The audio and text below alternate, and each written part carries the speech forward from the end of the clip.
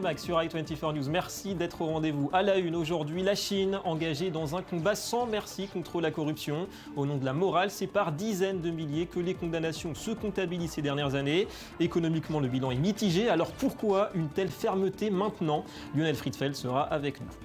Et puis lumière également sur le rapprochement de plus en plus concret entre les États-Unis et Cuba. On parle d'une ambassade américaine à La Havane en avril. Mais en attendant, c'est bien le commerce bilatéral qui pourrait jouer le rôle d'accélérateur. Des représentants agricoles des deux parties se sont, vous le verrez, rencontrés cette semaine.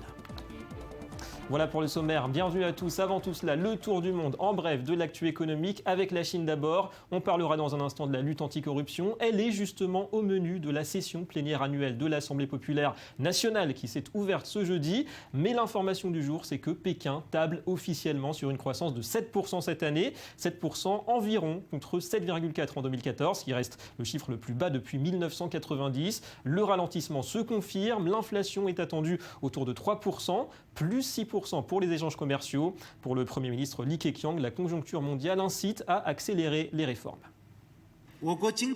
La pression à la baisse sur l'économie chinoise s'intensifie, avec des problèmes évidents et profondément enracinés.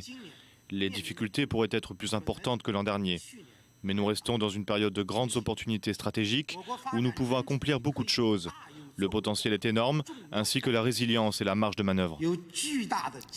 Non loin de là, en Russie, Vladimir Poutine met la pression une fois de plus sur l'Ukraine. Il ne veut pas d'un nouveau conflit gazier, mais il précise que Kiev ne dispose plus que de 2 jours de livraison de gaz, des livraisons sous condition de prépaiement. On se souvient que Moscou avait interrompu ses livraisons à son voisin il y a quelques mois pour cause d'impayés. Le gaz est prépayé pour encore 2 jours et aucune action n'a été entreprise. Je voudrais demander au Premier ministre et à Gazprom d'accorder plus d'attention à cela, car personne n'a besoin de nouveaux conflits. Nous sommes prêts à remplir strictement nos obligations contractuelles, mais uniquement dans le cadre d'un prépaiement. Le feuilleton de la dette grecque et le gouvernement à Athènes qui tente décidément de convaincre qu'il n'est pas au bord du défaut de paiement. Le programme économique progresse rapidement, a affirmé hier le ministre des Finances Yanis Varoufakis, qui doit présenter au plus vite une liste précise de réformes pour obtenir un financement de ses créanciers internationaux. La Grèce, on le rappelle, a soulevé hier 1,138 milliards d'euros en bons du Trésor, mais à plus long terme, le risque de faillite reste présent. Quand on part à la bataille, ce n'est pas le moment de parler de défaite. Et c'est sur la base de cette stratégie que nous faisons face aux négociations. Avec optimisme, avec une bonne préparation. Et je ne crois pas que nous serons à court de fonds. Et à Chypre, ce sont des centaines de personnes qui se sont rassemblées hier contre les mesures d'austérité en Europe, profitant de la visite de Mario Draghi et de la BCE qui devait préciser son programme de rachat d'actifs. Ils ont fustigé les coupes budgétaires au sein de l'UE tout en exigeant un soutien à la croissance. Nous n'acceptons pas que quelqu'un de l'étranger nous impose des politiques qui détruiront finalement l'économie de notre pays et notre pays lui-même en tant que tel. Et pendant ce temps, François Hollande a ajouté sa voix à celle qui plaide en faveur d'un rapprochement entre Areva et EDF. À Madrid, vous le voyez, il a demandé aux dirigeants des deux groupes d'agir dans ce sens. Areva avait annoncé hier, nous vous le disions, un vaste plan d'économie, 1 milliard d'euros d'ici 2017. Après la débâcle de l'an dernier, une perte record de près de 5 milliards d'euros. Je vais réaffirmer ici la confiance que j'ai dans cette filière, dans laquelle d'ailleurs l'État joue un rôle considérable, puisque l'État français est actionnaire à 85% d'Areva comme d'EDF. Le nucléaire en France, c'est 2500 entreprises, 220 000 salariés. Donc tout sera fait pour que justement, à travers cette coopération, cette nouvelle stratégie, car il y aura une nouvelle stratégie industrielle, nous puissions donner un avenir à une filière d'excellence française. Et sachez que le taux de chômage en France métropolitaine a atteint 10% fin 2014 d'après l'INSEE, 2,877 millions de personnes sans emploi. Et puis au Liban, signalons ce mouvement social pour exiger de meilleures conditions pour les travailleurs domestiques étrangers, de nouvelles lois pour protéger leurs droits. Originaires d'Éthiopie ou d'Asie du Sud-Est, il faut savoir qu'ils représentaient plus de 5% de la population en 2012, environ 250 000 personnes. Et parmi les revendications, un jour au moins de congé par semaine. En tant que syndicat et d'un point de vue économique et social, nous pensons que ce droit au congé devrait être accordé. Nous parlons de 250 000 personnes.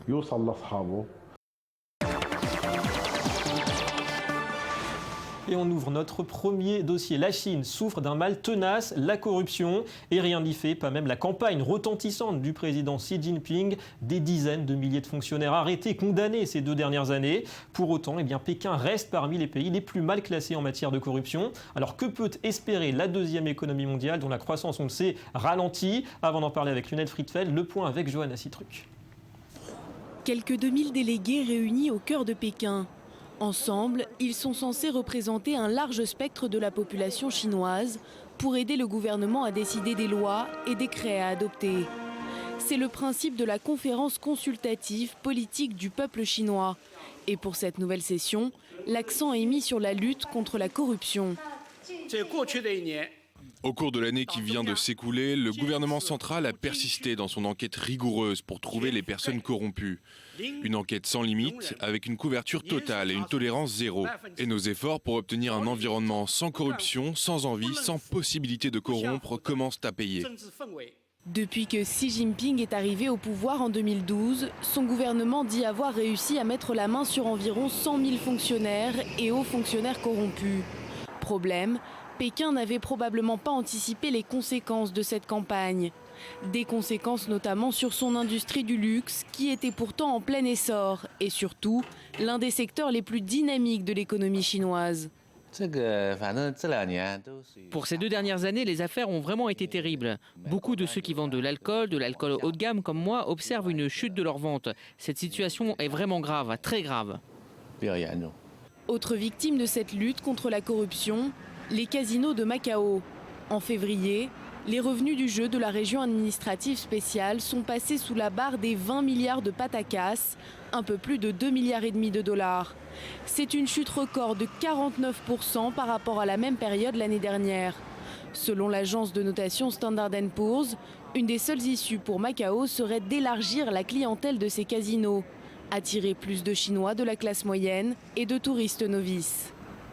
Une clientèle à diversifier. Alors, les autorités chinoises peuvent-elles mener à bien ce grand ménage anticorruption? On va accueillir notre analyste financier Lionel Friedfeld. Bonjour. Bonjour David. De retour. Lionel, d'abord, les motifs de cette croisade de Xi Jinping contre la corruption. Une corruption qui a précipité, selon lui, la chute de l'URSS et sa hantise, en fait, pour son pays. Est-ce que c'est logique, raisonnable, cette priorité absolue contre la corruption? Alors effectivement, en tout cas, c'est fait dans une optique politique avant tout, en fait, pour raffermir en fait le pouvoir d'un homme, d'un clan. Il faut savoir que le système chinois, on va dire exécutif, marche de façon consensuelle. Alors le fait de pouvoir, on va dire, éliminer des adversaires qui sont soit dans des entreprises publiques, soit privées, soit dans l'administration, sous couvert de lutte anticorruption, est vraiment un outil très efficace. Deuxièmement, le grand public en fait demande un peu plus de transparence économique, financière, et donc le fait en fait d'aller mettre en prison des grands patrons en fait réjouit le grand public chinois. Qui en ont marre de la corruption et aussi des inégalités. Exactement. Est-ce que la corruption, ça a aussi refroidi les investisseurs ces dernières années?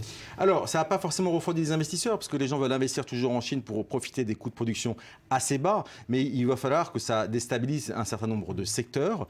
Premièrement, le secteur bancaire, notamment la Cour des comptes chinoise a notamment demandé à en fait, le fonds souverain chinois qui s'appelle China Investment Corp, et notamment 2 autres banques chinoises, qui a épinglé en fait leur gestion frauduleuse de comptes pour 4 milliards de dollars, mais également les dirigeants de 3 grandes banques chinoises, la Banque d'agriculture qui est quand même la 4e banque chinoise, la Banque de Pékin et la Banque Minsheng Bank qui est une banque à capitaux privés, dont les dirigeants aujourd'hui en fait sont condamnés pour corruption. Alors finalement, Lionel, la Chine semblait s'accommoder plus ou moins jusqu'ici de ce fléau de la corruption, avec une croissance toujours au sommet. Est-ce qu'il faut voir un lien entre ces manœuvres et l'atterrissage, le ralentissement de la croissance ces derniers temps? Alors il faut savoir que la Chine a quand même depuis 25 ans une croissance à 2 chiffres, premièrement.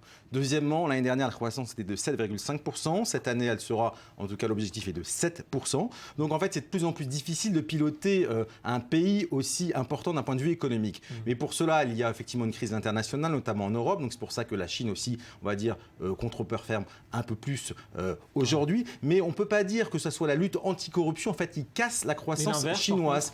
Puisqu'effectivement, dans tous les pays, en fait, en voie de développement, il faut, on va dire, un mal, un certain mal, mais il faut un certain type, on va dire, de corruption, en tout cas, pour avoir des liquidités pour développer l'économie. Alors justement, vous revenez de Chine, Lionel. Est-ce que cette lutte contre la corruption à court terme, elle peut pénaliser, on l'a vu, certains secteurs, le luxe, aussi Macao avec les casinos? Effectivement, vous mentionnez le luxe. Très simple, notamment les Chinois dans les administrations, les grands patrons, même par exemple, on va boire du champagne, des grands crus français qui se chiffrent chiffres en dizaines de milliers d'euros. Aujourd'hui, en fait, c'est interdit. Ils ne peuvent plus inviter leurs collègues et avoir des additions astronomiques. Donc, ça a forcément une répercussion sur le chiffre d'affaires des groupes de luxe. Et vous mentionnez Macao, qui appartenait avant au Portugal. La Chine a mis la main dessus. C'est le plus grand centre de casino au monde. Pour vous donner un exemple, à Macao, si vous allez dans les salles de jeu, en fait, jusqu'à récemment, vous avez énormément de gens qui téléphonent et en fait, qui passent des ordres de jeu, mais en fait, pour le compte d'officiels qui appartiennent au gouvernement chinois. Aujourd'hui, ça va s'arrêter.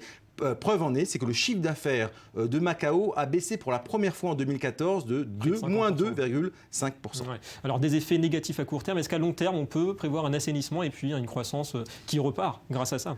Alors, ce n'est pas la lutte anti-corruption qui va faire repartir la Chine, c'est l'économie mondiale. Effectivement, il va y avoir un assainissement parce qu'effectivement, ça réduit en fait les corruptions. Mais il y a d'autres problématiques, puisqu'on peut penser aux problématiques notamment des multinationales. Alors justement, est-ce que vous feriez un parallèle entre la lutte anti-corruption et les lois antitrust qui visent les grands groupes internationaux ? Oui, effectivement, puisque notamment les Chinois utilisent cet argument des lois antitrust, notamment à travers la société américaine, comme Cisco, comme McAfee dans les antivirus. Aujourd'hui, pour vous donner un exemple, les appels d'offres, il y avait à peu près 2000 produits référencés pour les administrations. Aujourd'hui, les Chinois ont augmenté cette liste. Ils ont inclus 5000 produits, mais la part des produits chinois a augmenté et les entreprises américaines sont quasiment exclues de ces appels d'offres. Donc véritablement aujourd'hui, c'est leur première arme. Et deuxième arme, c'est qu'elle hérite notamment de pénalités. On peut penser à Qualcomm, près d'1 milliard de dollars, et Microsoft, 150 millions de dollars. Informatique, automobile, alimentation, peut-être un risque aussi pour l'attractivité de la Chine. Merci beaucoup Lionel Friedfeld d'avoir répondu à nos questions. Merci. Allez, direction l'autre bout du monde, Cuba, et à peine les prémices d'un rapprochement avec Washington enclenchées qu'une centaine de délégués de l'agro-industrie américaine étaient en visite sur l'île cette semaine. Les États-Unis, premier exportateur mondial de céréales, qui pourrait renforcer cette position puisque Cuba est extrêmement dépendant de l'extérieur pour son alimentation. 1 million de tonnes de blé notamment importées par an. À l'évidence, un réchauffement des relations serait bénéfique aux deux parties. Anthony Lesvre. Les premiers échanges entre Washington et la Havane se font de plus en plus concrets. Plus de 3 mois après l'annonce du rapprochement historique, une importante délégation américaine s'est rendue à Cuba.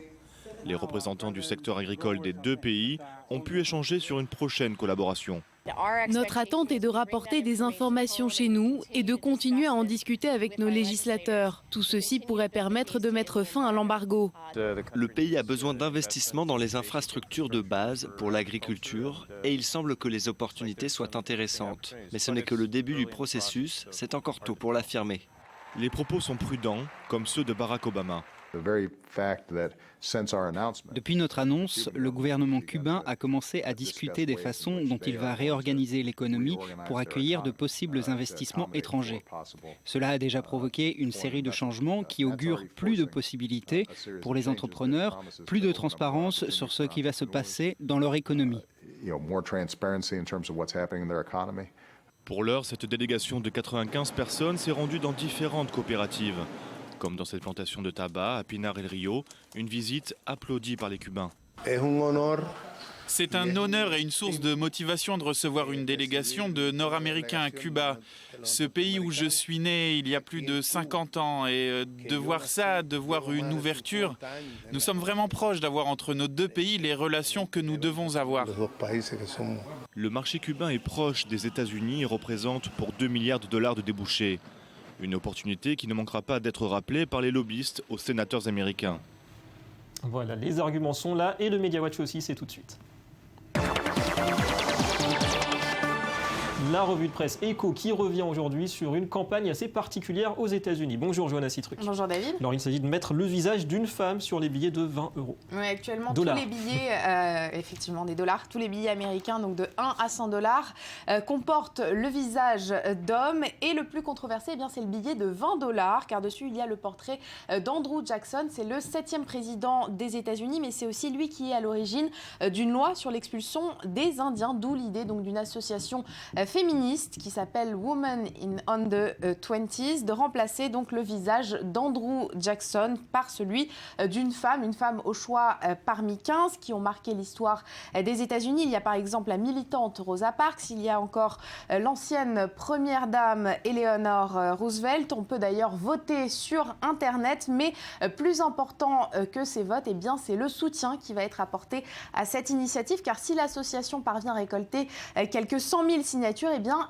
elle enverra sa proposition à Washington, à la Maison-Blanche, ce qui pourrait arriver plus tôt que prévu. En moins de 3 jours, elle a déjà récolté plus de 8000 signatures. Bon départ, vous nous direz pour qui vous avez voté. Et puis Johanna, ce classement, celui des villes préférées des expatriés, qui est l'heureuse gagnante cette année? Eh bien, cette année, c'est Vienne, en Autriche, qui est la ville préférée des expatriés, et ce depuis 2009. Ensuite, il y a Zurich. Sur la 3e marche du podium, c'est Auckland, en Nouvelle-Zélande. Paris est toujours à la 27e position, ex aequo avec San Francisco. Et tout en bas, on retrouve Port-au-Prince, Bangui ou encore Bagdad. Alors, il y a de plus en plus de classements de ce type. Quel est l'intérêt de celui-ci? Eh bien, cette étude menée par le cabinet de conseil Mercer permet aux entreprises d'ajuster la rémunération de leurs salariés expatriés. Par exemple, si une société a besoin d'un travailleur à Bagdad, elle sait que les conditions vont être difficiles, donc elle va proposer une prime en conséquence, qui ne sera pas forcément le cas d'un travailleur, par exemple, à Vienne. Ça se comprend. Merci beaucoup, Johanna, et à très bientôt. À bientôt. Voilà, fin de cette édition d'Économie Le Mag. Merci de votre fidélité. La suite de vos programmes, la suite de l'info, c'est tout de suite sur i24 News. Restez avec nous.